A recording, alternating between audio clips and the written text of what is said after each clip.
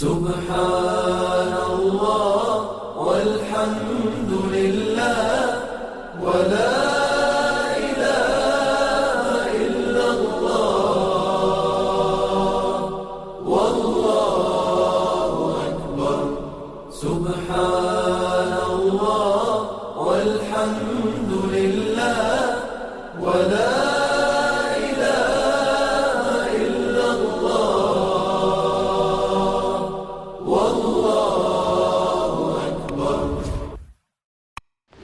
الحمد لله رب العالمين والصلاة والسلام على سيد الأنبياء والمرسلين وعلى آله وأصحابه أجمعين لا إله إلا الله الحليم الكريم سبحان الله رب العرش العظيم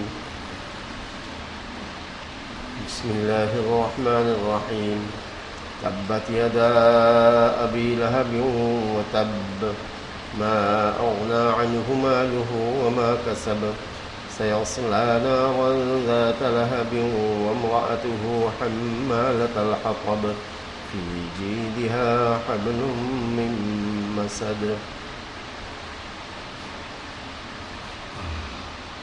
سورة لهب মক্কা মুকাররমায় অবতীর্ণ আয়াত সংখ্যা 5 মুফাসসিরিনে কিরাম বলছেন এই সূরা মক্কা মুআজ্জামায় যে অবতীর্ণ হয়েছে এতে কোনো দ্বিমত নেই, সকল মুহাদ্দিস মুফাসসির সকলেই একমত। সূরার নাম সচরাচর আমরা জানি সূরা লাহাব, কিন্তু এর আরেকটা নাম আছে সূরা মাসাদ। সূরাতুল মাসাদ এর আরেকটা নাম।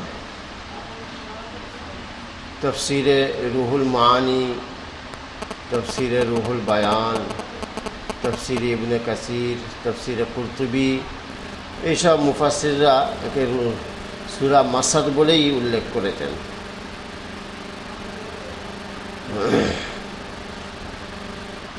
এই সূরার মধ্যে আল্লাহ পাক জাল্লা জালালহু আম্মা নওয়ালুহু আবু লাহাবের ধৃষ্টতা উল্লেখ করেছেন এবং আবু লাহাবের প্রতি বদদোয়া আরোপ করেছেন। আমরা সকলে জানি আবু লাহাব রাসূলুল্লাহ সাল্লাল্লাহু তাআলা আলাইহি ওয়াসাল্লামের চাচা ছিল। এই আয়াত পাকটা সূরাটা আবু লাহাবের শানে নাজিল হয়েছিল। এই ব্যক্তি রাসূলুল্লাহ সাল্লাল্লাহু আলাইহি সাল্লামের ঘোর শত্রু ছিল আবু লাহাব, ঘোর শত্রু একেবারে। আবু জেহেল সেও শত্রু ছিল, কিন্তু আবু লাহাবের শত্রুতা কম নয়। কট্টর দুশমন ছিল রাসূলুল্লাহ সাল্লাল্লাহু আলাইহি সাল্লামের। প্রথম দিকে কিন্তু এর সম্পর্ক ভালো ছিল রাসূলুল্লাহ সাল্লাল্লাহু আলাইহি সাল্লামের সঙ্গে, বা রাসূলুল্লাহ সাল্লাল্লাহু আলাইহি সাল্লামকে প্রথম দিকে এত শত্রুতা সে করেনি। কিন্তু পরে যখন রাসূলুল্লাহ সাল্লাল্লাহু আলাইহি সাল্লাম দাওয়াত দিলেন ঈমানের, তখন থেকেই ও শত্রুতা শুরু করল।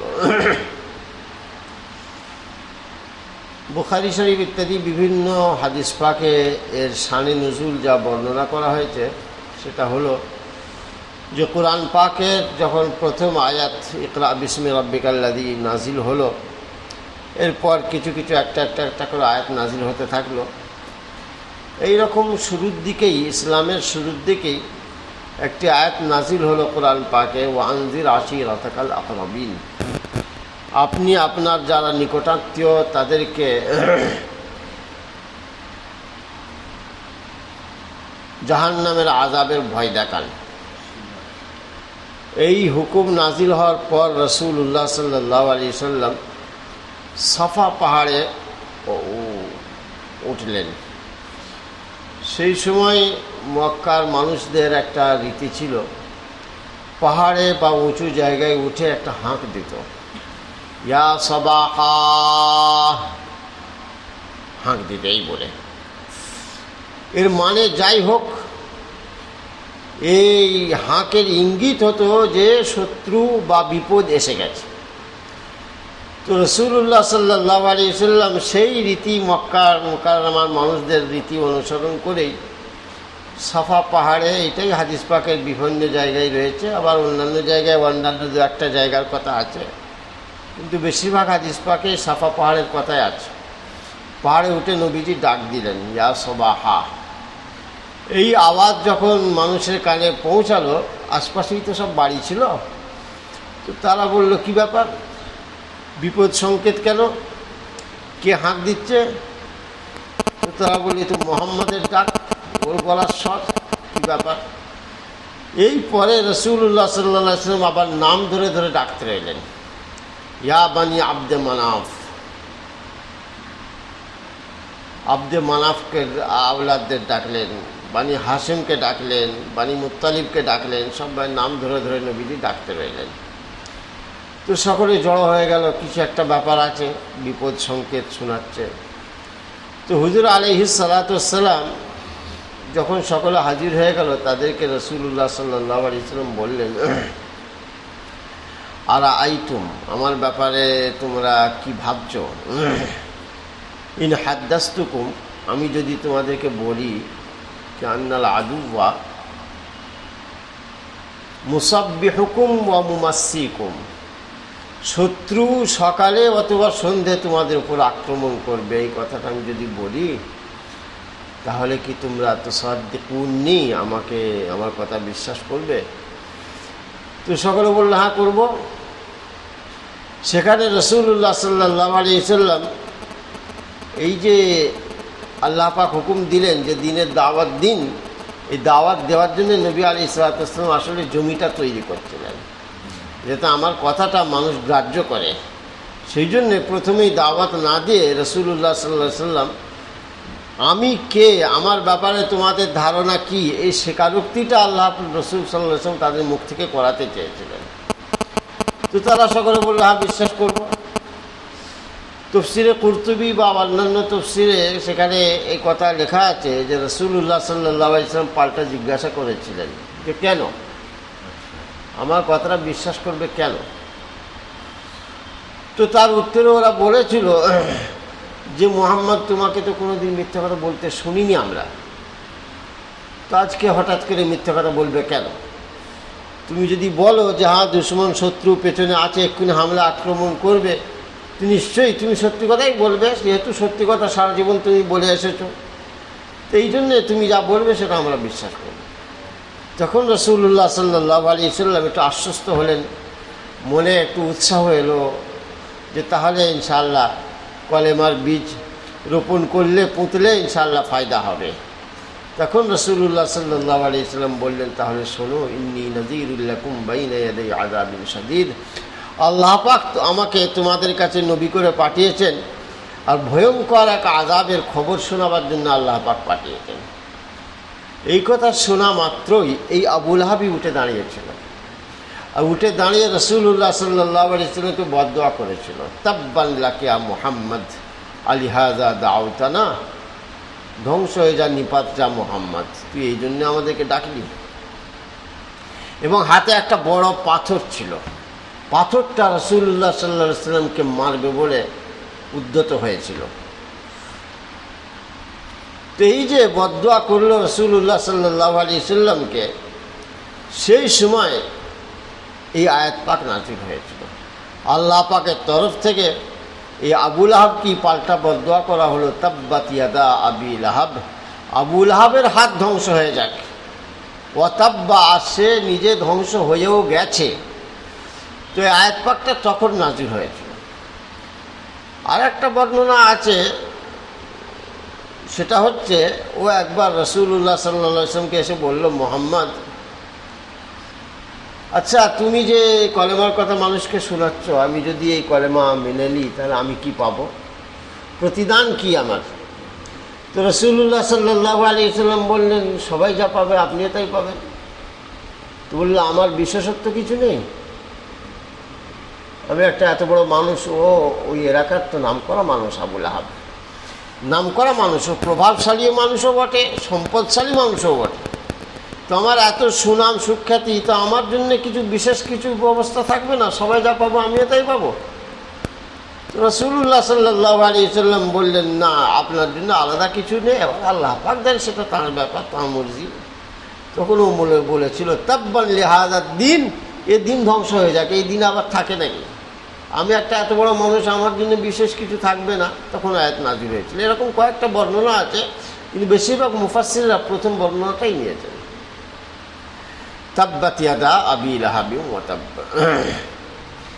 এখানে কি বলা হলো? আবু লাহাবের হাত দ্বয় ভেঙে যাক এবং সে নষ্ট হোক। হাত দ্বয় ভেঙে যাক মানে কি শুধু হাত দুটো ভেঙে যাবে তা নয়। আরবের লোকের রীতি ছিল, তারা দেহের একটা অঙ্গ বলে পুরো দেহটা উদ্দেশ্য করত। দেহের একটা অঙ্গ বলত, একটা অঙ্গ বলতো, কিন্তু উদ্দেশ্য থাকতো পুরো দেহটা। খুদ কোরআন পাকেও আল্লাহ পাক এই ধরনের আয়াত নাযিল করেছেন, ওয়ালা তুলকু বিআইদিকুম ইলাত তাহলুকা, তোমরা তোমাদের হাত দুটোকে ধ্বংসের দিকে ঠেলে দিও না। হাত দুটোকে ধ্বংসের দিকে ঠেলবো না, বাকিগুলো সব ঠিক থাকবে, তাই আবার হয় নাকি? আসলে আল্লাহ পাক বলতে চাইছেন নিজেদেরকে ধ্বংসের দিকে ঠেলে দিও না। এই হাত বলে পুরো বডিটা আল্লাহ পাক বুঝাতে চাইছেন। ঠিক সেইভাবে এখানেও তাব্বাত ইয়াদা আবি লাহাব, আবু লাহাবের হাত ধ্বংস হয়ে যাক মানে আবু লাহাব নিজে ধ্বংস হয়ে যাক। ওয়া তাব্বা, এবং সে নষ্ট হোক। উলামায়ে কেরাম বলছেন, এই যে কোরআন পাক, এই যে মুজিজা, মক্কা মুকাররমার মানুষ তারা আরবি ভাষা জানতো, তা সত্ত্বেও কোরআনের মতো সূরা তৈরি করতে পারতো না কেন? এটা একটা জটিল বিষয় এবং অলঙ্কারের ব্যাপার। তাহলেও সহজে বুঝবার মতো বলছি, যে এই যে তাব্বাত শব্দটা, এটা হচ্ছে অতীতকাল, পাস্ট টেন্স। ওয়া তাব্বা, ওয়াটা বাদ দেন, তাব্বা এও সেই অতীতকাল, পাস্ট টেন্স। কি বলা হচ্ছে এখানে, কি মানে করা হয়েছে? হাত ভেঙে যাক, সে ধ্বংস হয়ে যাক। কিন্তু অতীতকালের মানে কি তাই হয় নাকি? অতীতকালের মানে কি? তাব্বাত ইয়াদা, ও ধ্বংস হয়ে গেছে, নষ্ট হয়ে গেছে। তো যখন বলা হচ্ছে তখন তা আবু লাহাব ধ্বংস হয়ে যায়নি, কিন্তু আল্লাহ পাক বলছেন কি ধ্বংস হয়ে গেছে। এই হচ্ছে আল্লাহ পাক পুরো আরবি ভাষা যে ওরা ব্যবহার করতো, যে ভাষা প্রয়োগ করতো, সেখান থেকে সরে এসে আল্লাহ পাক একটা নতুন ভঙ্গি অবলম্বন করলেন। সেটা কি? যে জিনিসটা একেবারে অবধারিত হবেই, সেটাকে আল্লাহ পাক কোরআন পাকে পাস্ট টেন্সে দিয়ে ব্যবহার করেছেন, যে হয়ে গেছে মনে করো। তোমরা যেটা বলো, তোমাদের তো ধারণা নেই, হতেও পারে নাও পারে, সেই জন্য তোমরা এত জোর দিয়ে বলতে পারো না, কিন্তু আমি জানি হবেই, সেই জন্য হবেটাকে আমি হয়ে গেছে বলছি। কোরআন পাকে আয়াত পাকে এভাবে আছে, অনুফিখা ফিস সূর, সিংহা যেদিন সিংহাই ফুৎকার যেদিন দেওয়া হলো কই তো হবে, কিন্তু হবেই হবে। এই হচ্ছে আরবদের আরবি, আল্লাহ পাকের কালাম আর আরবি ভাষার মধ্যে এই তফাৎ। ওরা এত জোর দিয়ে ওরা বলতে পারে। এই সব দেখেই আরবের মানুষ যারা ঈমান কবুল করেছে, তারা এইগুলো দেখেই ঈমান কবুল করেছে। আরবি তো আমরাও বলি, কিন্তু এই যে বাচন ভঙ্গি, এটা তো আমরা জানি না সত্যি, এবং এত জোরালোভাবে আমরা বলতে পারি না, আমাদের সে বলার শক্তি নেই। তো তাব্বাত ইয়াদা আবি লাহাবিন ওয়া তাব্ব, তার হাত ভেঙে যাক এবং সে নষ্ট হয়ে যাক, ধ্বংস হয়ে যাক। ওয়া তাব্বা মানে ধ্বংস হয়ে গেছে, হবে নয় মনে করে না, হয়ে গেছে। আর তাই হয়েও ছিল। বদরের যুদ্ধ যখন হলো, বদরের যুদ্ধের 7 দিন পরে আল্লাহ পাকের গজব এর উপর নাজিল হলো, ঠিক 7 দিনের মাথায়। কি গজব নাজিল হলো? পক্স হলো, পক্স হলো। তখন আরবের মানুষ এই পক্সটাকে সংক্রামক রোগ বলত, যে এ ছোঁয়াচে রোগ। তো যখন ওর পক্স ধরা পড়লো, ওর বাড়ির লোকজন সব ওকে তাড়িয়ে দিল, তুমি এখানে থাকবে না, ওদিকে চলে যাও।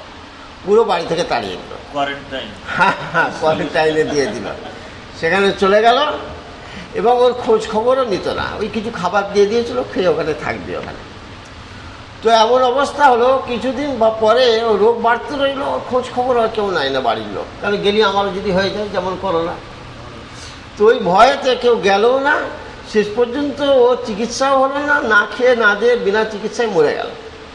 মরে যাওয়ার পরেও ওর কেউ খোঁজ খবর নেয়। 3 দিন যখন পার হয়ে গেছে, ওই মরা অবস্থায় পচতে শুরু করেছে, গন্ধ বেরোতে শুরু করেছে, তখন খবর বোঝা গেল কী ব্যাপার, খবর নিয়ে দেখলো মরে গেছে। তো মরে গেছে, তো এবার তো একটা করতে হবে, সেটাও ওর বাড়ির লোক কেউ করতে যায়। ওই কয়েকটা ডোম ম্যাথর জাতীয় লোককে কিছু পয়সা দিয়েছিল যে ওর যা একটা ব্যবস্থা করে দে। তো যাদেরকে পয়সা দিয়েছিল তারা ওর গায়ে হাত দেয়নি, ওদিকে একটা গর্ত খুঁড়ে বাঁশে করে তুলে যাহাই করে ঠেলে ঠেলে নিয়ে গিয়ে গর্তে ফেলে দিয়েছে। প্রচণ্ড শত্রু ছিল রাসূলুল্লাহ সাল্লাল্লাহু আলাইহি সাল্লামের।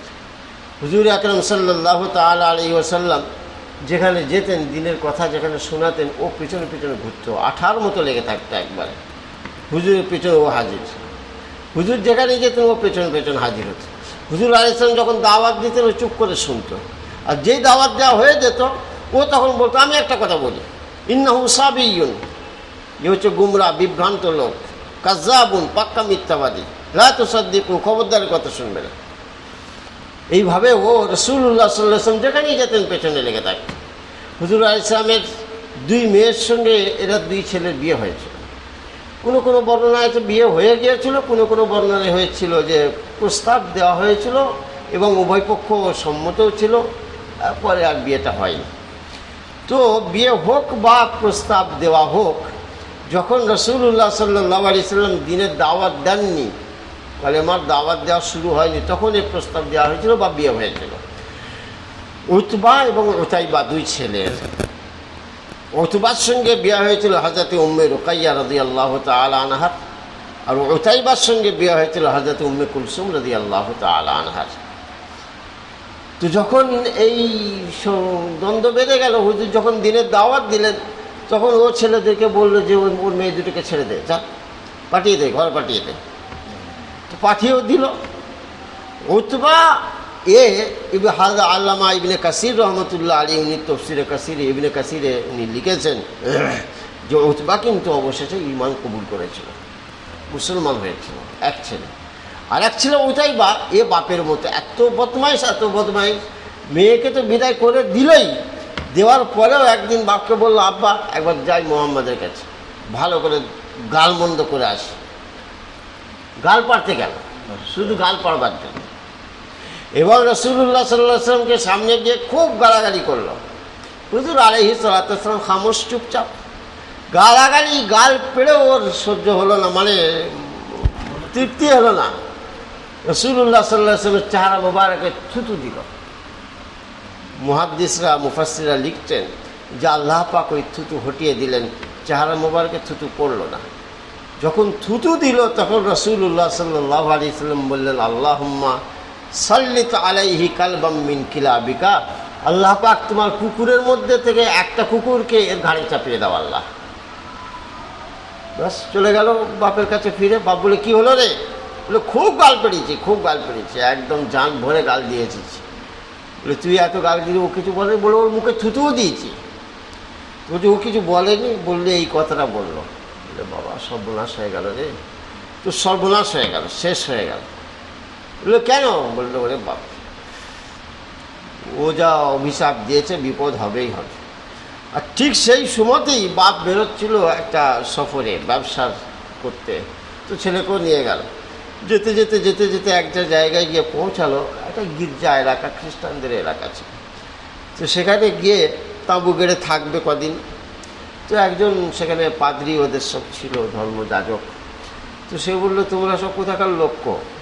বললাম, আমরা এরকম মক্কা থেকে এসেছি, ব্যবসা করতে যাবো, রাস্তায় এখানে 2-1 দিন একটু বিশ্রাম নেব। তখন সে বলল, এখানে তোমরা টিকতে পারবে? এই যে জঙ্গল দেখছো না, এই জঙ্গলে বড় বড় হিংস্র পশু সব, বাঘ থাকে, তারপর সব আছে, এখানে থাকতে পারবে? তো বলল, তুমি তো রয়েছো, তুমি তো থাকছো, তো আমরাও থাকবো। বলে, থাকো। সব তাঁবু ফাবু গেড়ে এবারে যখন খাওয়া দাওয়া করে শোবে, আবুল আহাব ছেলেকে বলল, বাবা আমাকে তো ভয় লাগছে, তোর কি হবে? বললে, কেন কি হবে? বললে, না আমাকে ভয় লাগছে। আবুল আহাবের দলবলে যতজন ছিল তাদের সবাইকে বলল যে একটু পাহারা দিস বাবা, আমার ভয় হচ্ছে বিপদ কিছু না হয়ে যায়। তো সবাই শুয়ে পড়লো খেয়ে দে, কিন্তু একটু সজাগ আছে, বিপদ হলেই ঝাঁপিয়ে পড়বো। তো মুফাসসিররা লিখছেন, ঠিক সেই সময় সবাই যখন শুয়ে পড়ল এবং জেগেই রয়েছে, জেগেও রয়েছে।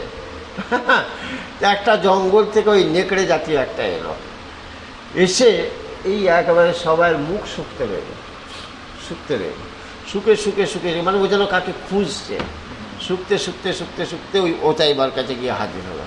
ওকে শুকে বাস সঙ্গে সঙ্গে থাবা মারল, বেরে ওখানেই ওকে পুরো ফেরে ফেলে। আবুল আহাব বলে এই হয়েছে, মোহাম্মদ বলেছিল না। তো এই শত্রুতা প্রচণ্ড করেছিল আবুল আহাব, তো ও ধ্বংস হয়েছে, ওর ছেলেও ধ্বংস হয়েছে ওইভাবে।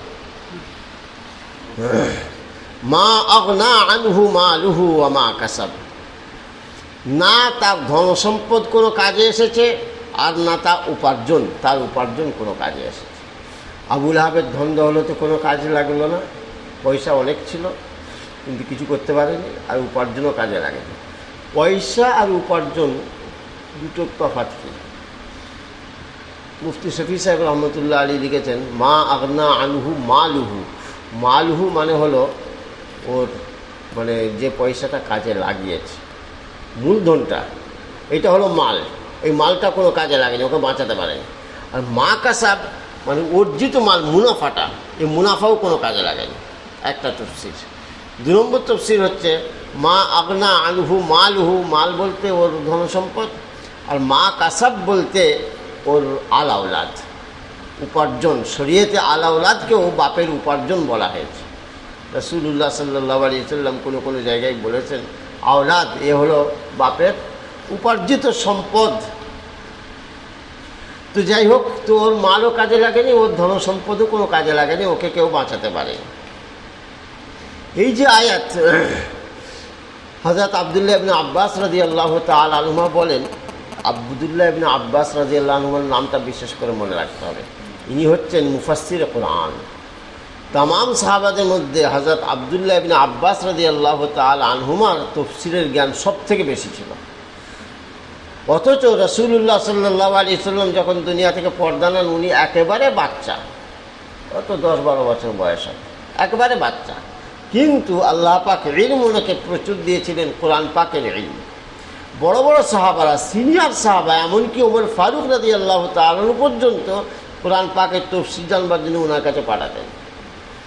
এর কারণ হচ্ছে এই এত বড় মর্তবা উনি যে লাভ করেছিলেন, তার কারণ হচ্ছে এত বড় কাহিনী, অত বড় কাহিনীতে যাওয়ার দরকার নেই।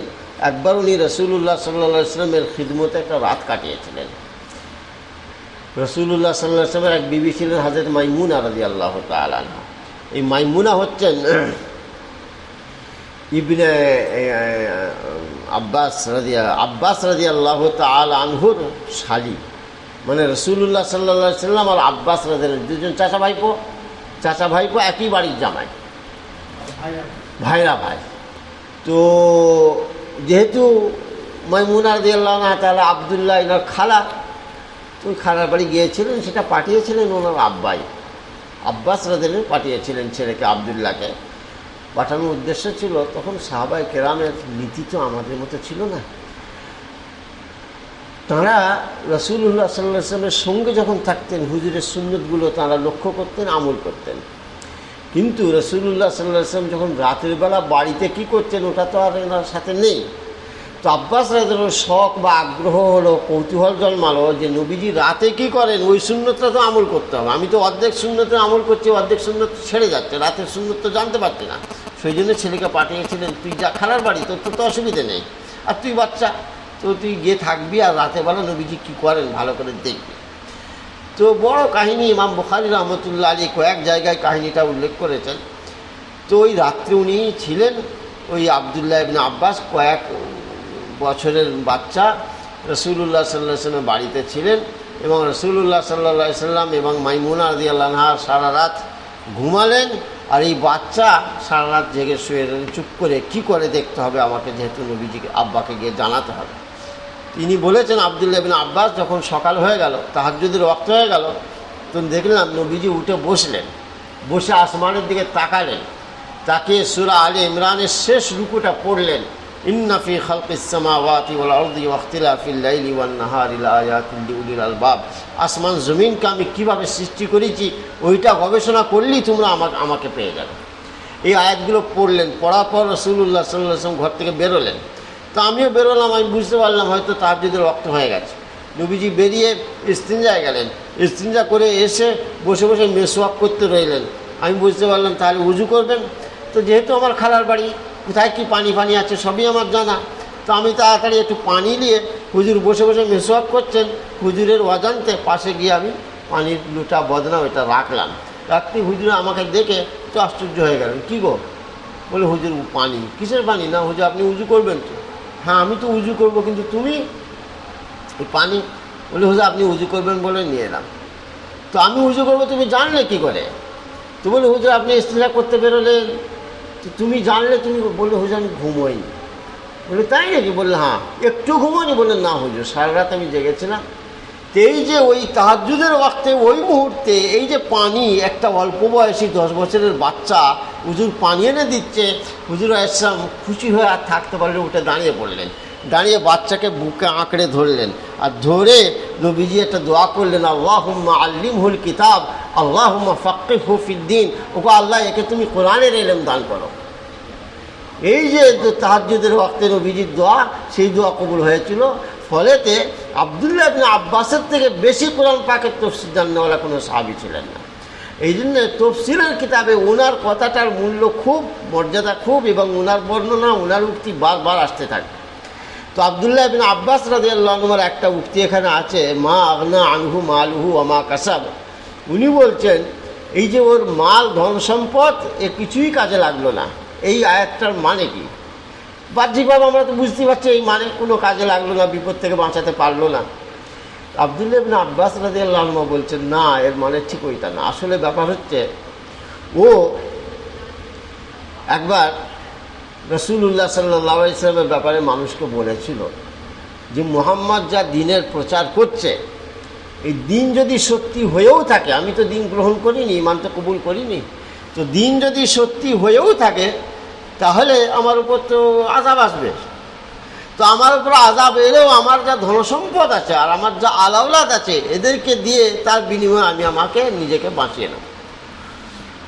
আব্দুল্লাহ ইবনে আব্বাস রাদিয়াল্লাহু আনহু বলছেন তখনই আয়াতটা নাযিল হয়েছিল যে না, তোমার মাল আর তোমার আওলাদ দিয়ে তুমি আল্লাহর আযাব থেকে বাঁচতে পারবে না। কিন্তু এখানে একটা বড় প্রশ্ন, সেটা হচ্ছে আয়াতটা তো নাযিল হয়েছে পুরো একবারই, সূরাটা নাযিল তো হয়েছে যখন ওই আবুল আহাব এসে বদদুয়া করলো তখন। আবার আব্দুল্লাহ ইবনে আব্বাস বলছেন মা আগনা আনহু মালুহুটা তখন নাযিল হয়েছিল যখন ও বলেছিল যে আমার ধনসম্পদ দিয়ে আমি বেঁচে যাব। তাহলে এই আয়াতটা কি আলাদা নাযিল হয়েছিল? কথাটা বুঝতে পারছেন? সূরাটা তো পুরো একসাথে নাযিল হয়েছে, কিন্তু এই আয়াতটা উনি বলছেন আলাদা নাযিল হয়েছে। এই কথাটার মানে বিশাল জট জানেন, এবং তফসিরের কিতাবে এক এমন জট, এক মুফাসসির বলছেন আয়াতটা এই জন্য নাযিল হয়েছে, আর এক সাহাবী বলছেন এই জন্য নাযিল হয়েছে, আর একজন বলছেন এই জন্য নাযিল হয়েছে। একটা আয়াতে 4-5টা শানে নুজুল। এই জটটা বহু মুফাসসিরই মানে খুব ক্লিয়ার করে উম্মতের কাছে তুলে ধরেননি। হযরত শাহ ওলিউল্লাহ মুহাদ্দিস দেহলভী রহমতুল্লাহ আলাইহি এটা কিন্তু খুব ক্লিয়ার করেছেন। বলছেন আসলে এই সাহাবারা যখন বলেন অমুক আয়াত নাজালাত ফি কাজা, এই ব্যাপারে নাজিল হয়েছিল, এই আয়াত এই ব্যাপারে নাজিল হয়েছিল, এই নাজিল হয়েছিল এই ব্যাপারে, এই কথাটার মানে বুঝতে হবে। আমরা বুঝি কি এই একটা ঘটনা ঘটেছিল সেই জন্য নাজিল হয়েছে। হযরত শাহ ওলিউল্লাহ মুহাদ্দিস দেহলভী বলছেন না, সাহাবায়ে কেরাম তা করতেন না। অনেক সময় কি হতো, একটা আয়াতের সঙ্গে কোনো একটা কাহিনীর সম্পর্ক থাকলে বলে দিতেন এই আয়াতটা ওই জন্য নাজিল হয়েছে, কিন্তু আসলে ওই জন্য নাজিল হয়নি, আয়াতটার সঙ্গে সম্পর্ক আছে এটা বোঝাবার জন্য ওনারা বলে দিতেন মনে করে এই জন্যই নাজিল হয়েছে। আব্দুল্লাহ ইবনে আব্বাস এইটাই বলছেন, পরে নাজিল হয়নি, নাজিল তো একসাথেই হয়েছে। আব্দুল্লাহ ইবনে আব্বাস বলতে চাইছেন যে মা আগনা আনহু মালহু ওয়া মা কাসাব, ওর ধনসম্পদ আলাউলাদ কিছুই কাজে লাগলো না। মানেটা কি ওই যে বলেছিল আমি বেঁচে যাব, তা আল্লাহ পাক বললেন কোনো কাজে লাগবে না, বাস উনি বলে দিলেন এই ব্যাপারে নাজিল হয়েছিল, কিন্তু আসলে ওই জন্য নাজিল হয়নি, নাজিল তো হয়েছে সাফা পাহাড়ের ওই ঘটনাকে কেন্দ্র করে। এই শাহ ওলিউল্লাহ সাহেব এইরকম কিছু এমন জটিল বিষয় একদম সুন্দর করে ক্লিয়ার করেছেন না, ওগুলো সামনে রাখলে আর কোনো বিতর্ক থাকবে না। উনি বলছেন এই কারণেই আমরা দেখতে পাই একটা আয়াতে 4-5 রকম শানে নুজুল, এই আয়াতটার সঙ্গে কোনো একটা সম্পর্ক আছে, বাস উনি বলে দিলেন এই জন্য নাজিল হয়েছে। কিন্তু ঠিক ওই কারণে নাজিল হয়নি, ওই আয়াতটার সঙ্গে একটা সম্পর্ক আছে, সেই কারণে ওনারা বলে দেন যে এই জন্য নাজিল হয়েছে, মানে আয়াতের সঙ্গে ওরা একটা সম্পর্কটা বোঝাবার জন্য বলে দেন নাজিল হয়েছে। আরো রহস্য আছে। আচ্ছা,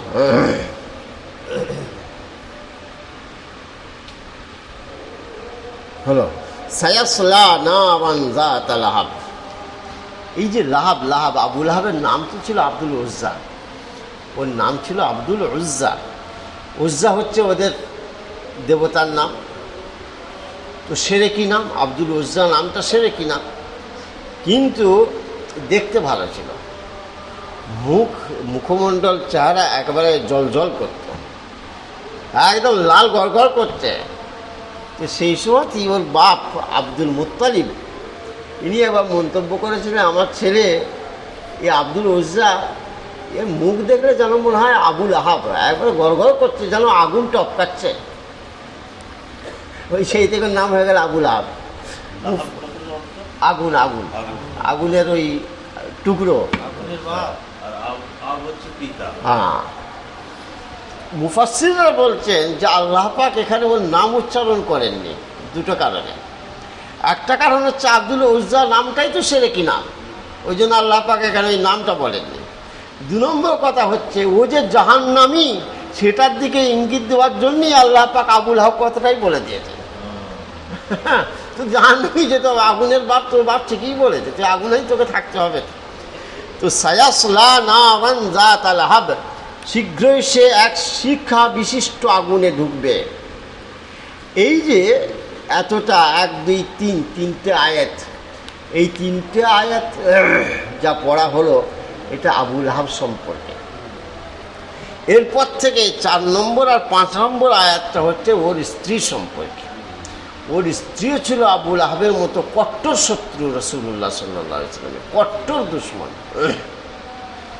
রাসূলুল্লাহ সাল্লাল্লাহু আলাইহি ওয়াসাল্লামের বাড়ির সামনে যে কাঁটা বিছিয়ে দিয়ে আসতো, আমরা একটা কাহিনী শুনি না, বুড়ি কাঁটা বিছোতে এই করতো এই করতো।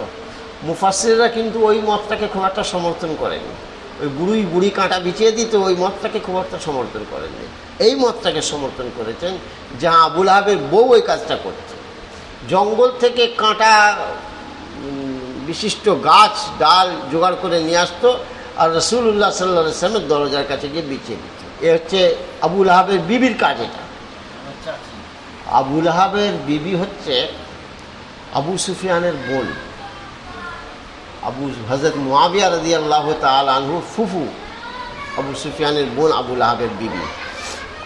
ওর নাম ছিল আরওয়া বিনতে হারব, কিন্তু উম্মে জামিল বলতো, উম্মে জামিল ওরা বলতো, উম্মে জামিল মানে হলো সুন্দর পুরুষের মা। তো একজন মুফাসসির ইমাম কুরতুবী রহমতুল্লাহ আলাইহি, মুফাসসিরের নামটা আমার ঠিক মনে নেই, উল্লেখ করেছেন যে উনি একে বলতেন উম্মে জামিল নাই, উম্মে কবির, বদসুরাত লোকের মাও, উম্মে জামিল নয়।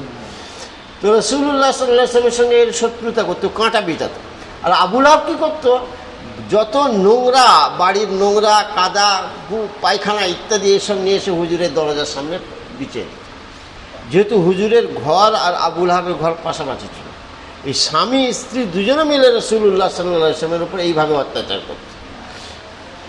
সেই জন্যে আল্লাহ পাক জাল্লা জালালহু যে নাজিল করলেন এই আয়াতে আবুল আহাবের সাথে ওর স্ত্রীকেও শামিল করেছেন, বদদোয়াতে ওকেও শামিল করেছেন। আমরাতুহু থেকে ওই স্ত্রীর বদদোয়া শুরু হচ্ছে।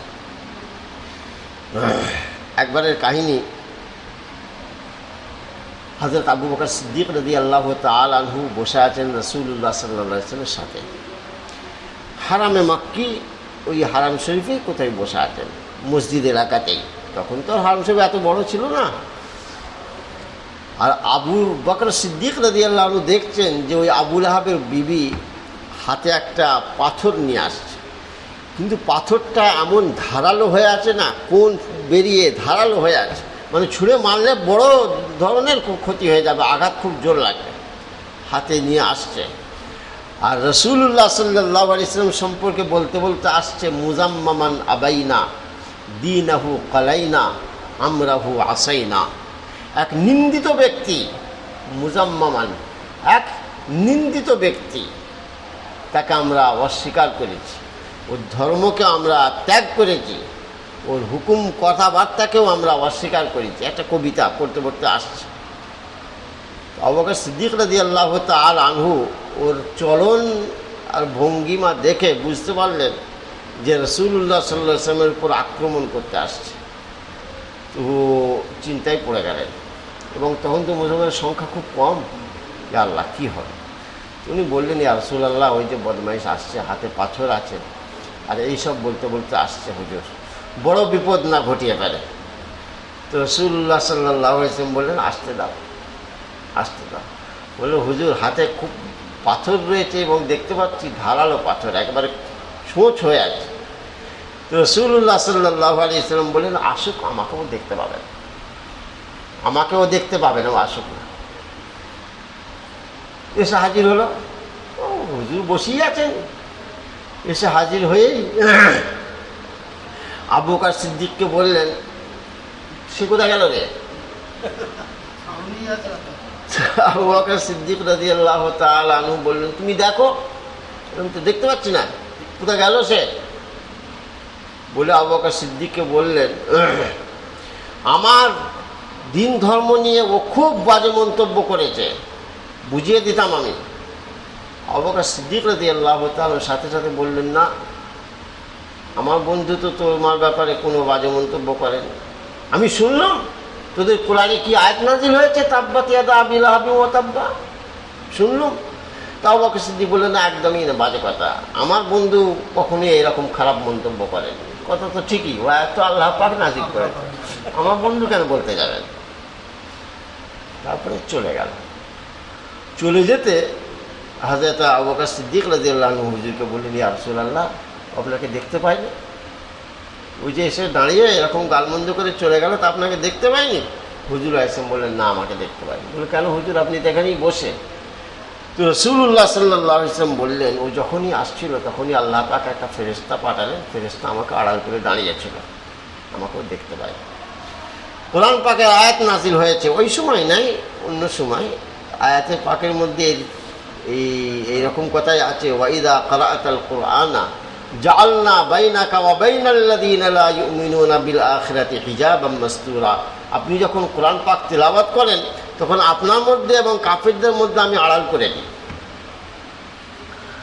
হযরত কাব রাদিয়াল্লাহু তাআলা আনহু বলছেন যে আমি লক্ষ্য করতাম রাসূলুল্লাহ সাল্লাল্লাহু আলাইহি ওয়াসাল্লামকে, যখন কোনো হামলা আক্রমণের ভয় থাকতো, কাফিররা আসতো, তো হুজুর আলাইহিস সালামকে আমি লক্ষ্য করতাম ছুটে পালাতেন না, সেখানেই অবিচল থাকতেন। তিনটে আয়াত পড়তেন, তিনটে আয়াত রাসূলুল্লাহ সাল্লাল্লাহু আলাইহি ওয়াসাল্লামকে আমি দেখতাম পড়তেন। একটা সূরা কাহফ, ইন্না জাআলনা আলা কুলুবিহিম আকিন্নাতান আন ইয়াফকাহুহু ওয়া ফি আযানিহিম ওয়াকরা, 1 নম্বর। 2 নম্বর আয়াত সূরা নাহলের পড়তেন, উলাইকাল্লাযীনা তাবা আল্লাহু আলা কুলুবিহিম ওয়া সামঈহিম ওয়া আবসারিহিম। আর একটা সূরা জাসিয়ার 25 পারার আয়াত পড়তেন, আফারাআইতা মান ইত্তাখাযা ইলাহাহু হাওয়াহু আযাল্লাহু আল্লাহু আলা ইলমিন ওয়া খাতামা আলা সামঈহি ওয়া কলবিহি ওয়া জাআলা আলা বাসারিহি গিশাওয়া। এই তিনটে আয়াত রাসূলুল্লাহ সাল্লাল্লাহু আলাইহি ওয়াসাল্লাম পড়তেন, পড়ে ওখানে বসে থাকতেন। ফলে কি হতো, ওরা এসে দেখেও নবীজিকে আর খুঁজে পেত না, চলে যেত, নবীজি একটা আড়াল করে। এরকম কাহিনী রাসূলুল্লাহ সাল্লাল্লাহু আলাইহি ওয়াসাল্লামের আরও আছে। হযরত কাব ইবনে মালিক রাদিয়াল্লাহু তাআলা আনহু বলছেন, এই কাহিনী নবীজিকে আমি দেখতাম, আমি একজনকে বলেছি, তো সে বিপদে পড়ে এই তিনটে আয়াত পড়েছে, সে আমাকে রিপোর্ট দিয়েছে যে একদম হাতে নাতে ফায়দা পেয়েছে, দুশমন আমাকে দেখতেই পায়। মুফাসসির কুরতুবী, ইমাম কুরতুবী রহমতুল্লাহ, যিনি একজন বড় মুফাসসির, কুরতুবী, কর্ডোবা, স্পেনে কর্ডোবা। তো এই কর্ডোবা, ওরই আরবি নাম কুরতুবা, কুরতুবা থেকে কুরতুবী। তো উনি বলছেন যে আমি আমার জীবনে একবার পরীক্ষা করেছি। সেটা হচ্ছে কি, যে রাসূলুল্লাহ সাল্লাল্লাহু আলাইহি ওয়াসাল্লাম যখন হিজরতের জন্য বেরিয়ে চলে যাচ্ছিলেন, সব তো ঘিরে ফেলেছিল, তো আল্লাহ পাক জাল্লা জালালুহু বলছেন আপনি চলে যান। তো রাসূলুল্লাহ সাল্লাল্লাহু আলাইহি ওয়াসাল্লাম বললেন, সব তো ঘিরে রেখেছে, একবারে পুরো ঘেরাও করে ফেলেছে। তো হুজুর আলাইহিস সালাতু ওয়াস সালামকে আল্লাহ পাক বললেন আপনি চলে যান, সূরা ইয়াসিনের শুরু থেকে পড়তে পড়তে বেরিয়ে চলে যান। রাসূলুল্লাহ সাল্লাল্লাহু আলাইহি ওয়াসাল্লাম ইয়াসিন ওয়াল কোরআনিল হাকিম, এখান থেকে পড়তে পড়তে ওয়াজআলনা মিন বাইনি আইদিহিম সাদ্দান ওয়া মিন খালফিহিম সাদ্দান ফাআগশাইনাহুম ফাহুম লা ইবসিরুন। লা ইবসিরুন মানে দেখতে পাবে না। এই ফাহুম লা ইবসিরুন পর্যন্ত রাসূলুল্লাহ সাল্লাল্লাহু আলাইহি ওয়াসাল্লাম পড়লেন। কোনো কোনো বর্ণনায় আছে একটু ধুলো নিয়ে ওকে ফুঁক দিয়েছিলেন, দিয়ে সামনে দিয়ে বেরিয়ে চলে গেলেন, পুরো অন্ধ আর খুঁজেই পেল। তো হযরত কুরতুবী রহমতুল্লাহ আলাইহি বলছেন, আমি একবার বিপদে পড়েছিলাম। তো আমার বিপদের সময় আমি সূরা ইয়াসিনের এই 7টা, সম্ভবত 7টা কি 8টা আয়াত, এইগুলো আমি পড়লাম। পড়ে আমি সেখানেই চুপ করে অবিচল থেকে গেলাম, বসে রয়ে গেলাম। তো দেখলাম শত্রু এসে খুঁজে আমার সামনে দিয়ে ঘোরাঘুরি করে সে বেরিয়ে চলে গেল। হ্যাঁ, আমাকে খুঁজে পায়নি। আমি তো তখন দেখলাম যে কোরআন পাকের আয়াতের প্রত্যক্ষ বরকত। হ্যাঁ, নিশ্চয়ই। তো এইখান থেকে ওয়ামরাতুহু থেকে জি জি জি জি জি ওই সময়তেই নাজিল হয়েছে। ওয়ামরাতুহু এইখান থেকে ওই ওর স্ত্রীর আলোচনা চলছে। ওয়ামরাতুহু আর তার স্ত্রীও হাম্মালাতাল হাতাব, যে কাঠ বহন করে আনে। কাঠ বহন করে আনে মানে 3টে তাফসীর করেছেন মুফাসসিররা। একটা হলো আগেই বলা হলো, ওই জঙ্গল থেকে কাঠ আনতো এক। 2 নম্বর কথা হচ্ছে কাঠ বহন করে নিয়ে আসে মানে কি? কাঠ বহন করে নিয়ে আসার একটা ব্যাখ্যা হচ্ছে কাঠ আনে না, আসলে এই কথাটা রূপক অর্থে ব্যবহার করা হয়েছে। আরবের মানুষ চগলখড়কে বলতো হাম্মালুল হাতাব। চগলখড়ি যে করতো না, তাকে আরবের লোক বলতো হাম্মালুল হাতাবি, কাঠ বয়ে বেড়ানো লোক। এ হচ্ছে কাঠ বয়ে বেড়ানো লোক। কেন এই কথাটা বলতো? বলার উদ্দেশ্য হচ্ছে কাঠ দিয়ে আগুন জ্বালিয়ে যেমন একটা বাড়ি, একটা গাছ, একটা বিশাল কিছুকে পুরো ধ্বংসস্তূপে পরিণত করে দেওয়া যায়, চগলখড়ি করেও একটা ফ্যামিলি, একটা পরিবার, একটা সমাজকে পুরো ধ্বংস করে দেওয়া যায়। এই সূত্র ধরে যারা চগলখড়ি করতো তাদেরকে হাম্মালুল হাতাব বলতো। তো রাসূলুল্লাহ সাল্লাল্লাহু আলাইহি ওয়াসাল্লামের ব্যাপারে এই চগলখড়ি করতে এই বদমাইশ, এই সূত্রে রাসূলুল্লাহ আল্লাহ জাল্লা জালালুহুকে হাম্মালাতুল হাতাব বলেছেন, কাঠ বহন করে আনে। ঠিক কাঠ বয়ার উদ্দেশ্য নয়, এই চগলখড়ি করতো আরবের লোক, চগলখড়কে হাম্মালুল হাতাব বলতো। হাম্মালুল হাতাব হলো পুরুষলিঙ্গ, হাম্মালাতুল হাতাব হলো স্ত্রীলিঙ্গ। যেহেতু স্ত্রী, ওই জন্য হাম্মালাতুল হাতাব বলেছে। 2টো তাফসীর। 3 নম্বর তাফসীর হচ্ছে এ কাঠ বহন করে আনে মানে এ কাঠই আনবে, আনে নে, এ আনবে। কবে আনবে? আল্লাহ পাক একে একটা শাস্তি দেবেন আবুল আহাবকে। আবুল আহাবকে দোজখে তো দেবেন। এই আবুল আহাবের যেহেতু এর সহযোগিনী ছিল, শিরক কুফর যা করেছে আবুল আহাব, তাতে ইন্ধন জুগিয়েছে। এই জন্য আল্লাহ পাক আবুল আহাবকে একটা শাস্তি দেবেন, স্পেশাল বিশেষ শাস্তি। সেটা হচ্ছে আবুল আহাবকে আগুনে ফেলে রাখা হবে, পুড়বে। আর এ কী করবে? জাহান্নামেও কিছু গাছ থাকবে, জাহান্নামে জাক্কুম গাছ থাকবে, কাঁটা, জাহান্নামীদের খোরাক। তো এই গাছের ডাল কিছু কিছু সময় শুকিয়ে যাবে, ওই ডালগুলোকে, শুকনো ডালগুলোকে নিয়ে এসে ওর স্বামীর গায়ে ভালো করে ফেলবে, আগুনটা আরও ভালো করে ধরে যাবে। এ হলো হাম্মালাতুল হাতাব, কাঠ বহন করে আনে। 3টে তাফসীর। 4 নম্বর তাফসীর মুফাসসিররা করেছেন, কিন্তু মুফতি মোহাম্মদ শফি সাহেব রহমতুল্লাহ আলী বলছেন না, এই তাফসীর গ্রহণযোগ্য নয়। সেটা হচ্ছে ও সত্যিই মানে জঙ্গল থেকে কাঠ কেটে আনতো বাড়ির চুলো জ্বালাবার জন্যে। ও খুব কুঞ্জুস, খুব বকিল ছিল। মুফাসসিররা বলছেন একদমই, এই মুফতি শফি সাহেব বলছেন এই তাফসীরটা খুব একটা গ্রহণযোগ্য নয়, এই কারণে যে আবুল আহাবের মতো অত বড় একজন সম্পদশালী, বিত্তশালী মানুষ এবং প্রভাবশালী মানুষ, আর তার বিবি এরকম করে ওই জঙ্গল থেকে কাঠ নিয়ে এসে আর রান্না করবে, এটা মানা যায় না, এ তাফসীর ঠিক নয়। যাই হোক, হাম্মালাতুল হাতাবের কয়েকটা তাফসীর হলো যে কাঠ বহন করে আনে। আর 5 নম্বর ফি জিদিহা হাবলুম মিন মাসাদ, এবং দোজখে তার গলায় একটি রশি হবে খুব পাকানো। দোজখে তার গলায় একটা রশি থাকবে পাকানো, মানে আগুনটা যাতে ভালো করে সবসময় জ্বলতে থাকে। ও একটা সোনার বা এই ধরনের খুব মানে মূল্যবান ধাতুর একটা হার পরতো। এই আবুল আহাবের বিবি একটা হার পরতো, খুব মূল্যবান ধাতুর। আর ওই হারটা এরকম করে মাঝে মাঝে দেখাতো, দেখিয়ে বলতে এই হারটা বিক্রি করে যা পয়সা হবে সেই পয়সাটা আমি মুহাম্মদকে ধ্বংস করার কাজে ব্যয় করব।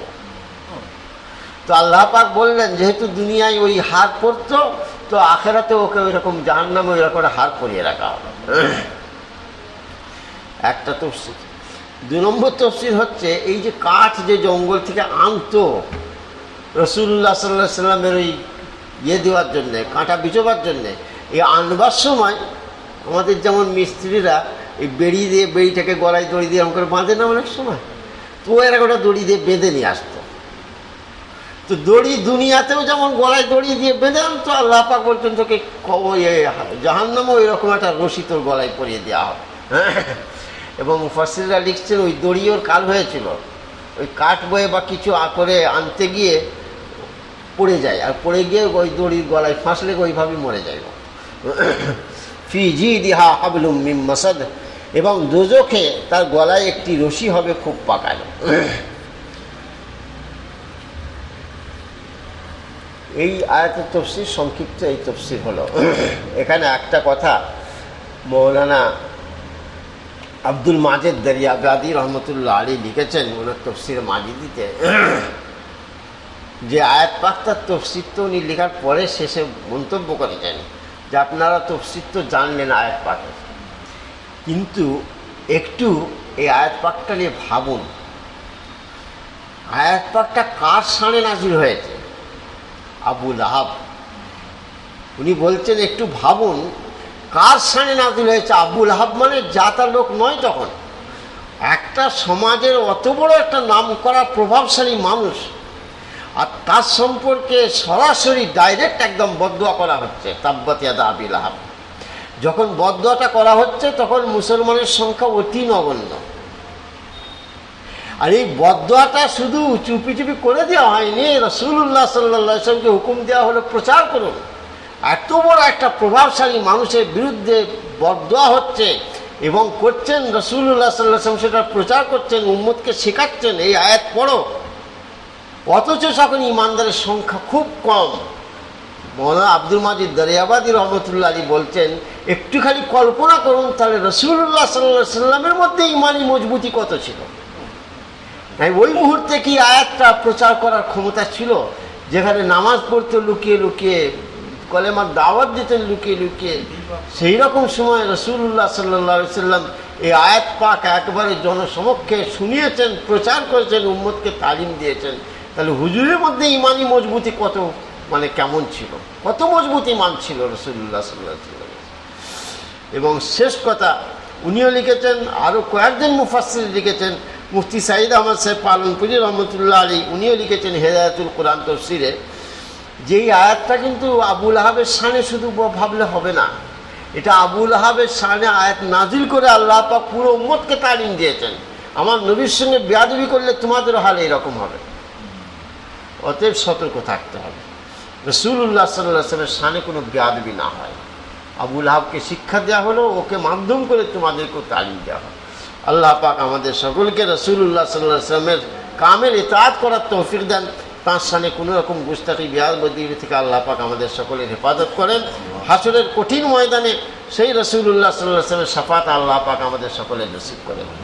আখিরু দাওয়ানা আলহামদুলিল্লাহি রাব্বিল আলামিন। ফিলিস্তিনিদের জন্য একটু দোয়া, একটু দোয়া করুন ইমানদার মুসলমান, আর তাদের জন্য একটু দোয়া করুন, আল্লাহ পাক তাদের জান মাল ইজ্জত আবরুর আল্লাহ পাক হেফাজত করেন। আলহামদুলিল্লাহি রাব্বিল আলামিন ওয়াসসালাতু ওয়াসসালামু আলা সাইয়্যিদিল আমবিয়াই ওয়াল মুরসালিন ওয়া আলা আলিহি ওয়া আসহাবিহি আজমাইন। লা ইলাহা ইল্লাল্লাহুল আলিমুল কারীম সুবহানাল্লাহি রাব্বিল আরশিল আযীম। اللهم انت السلام ومنك السلام تباركت يا ذا الجلال والإكرام. ربنا تقبل منا إنك أنت السميع العليم وتب علينا إنك أنت التواب الرحيم. আল্লাহ পাক আরহামার রাহিমিন, আজকে আমরা আপনার পাক কালামের যা সংক্ষিপ্ত তফসির আলোচনা করলাম, আল্লাহ রহমত করে আলোচনা আপনি কবুল করেন মাওলা।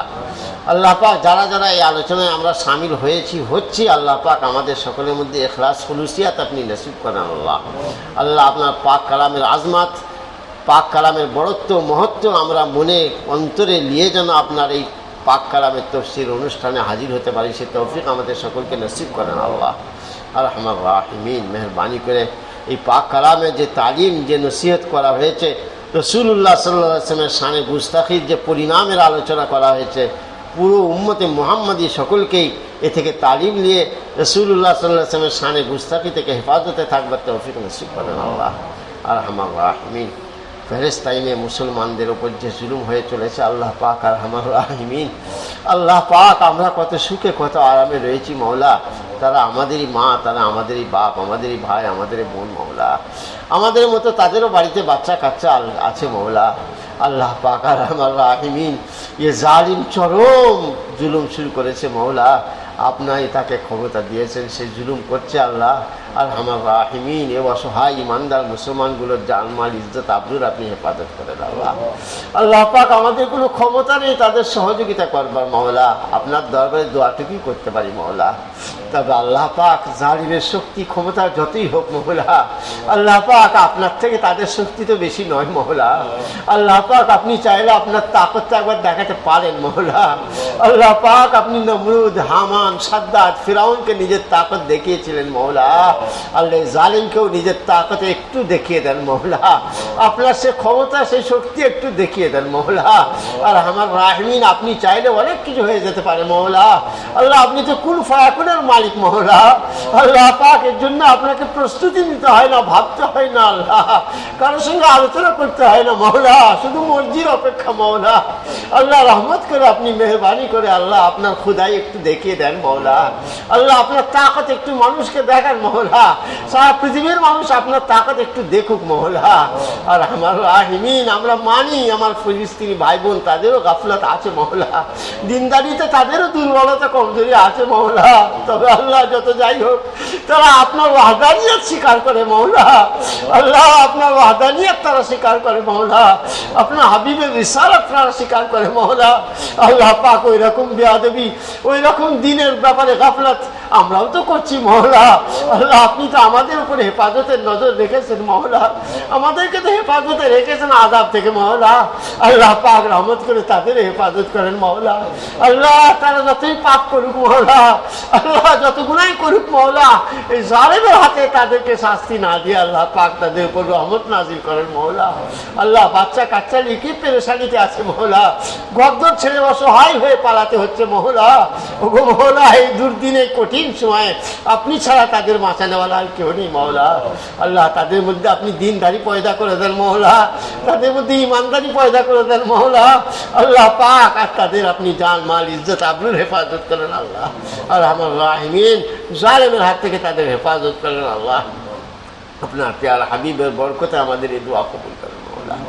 সাল্লাল্লাহু তাআলা আলা খাইরি খালকিহি সাইয়্যিদিনা ওয়া নাবিয়িনা মুহাম্মাদিন ওয়া আলিহি ওয়া আসহাবিহি আজমাইন বিরহমাতিকা ইয়া আরহামার রাহিমিন।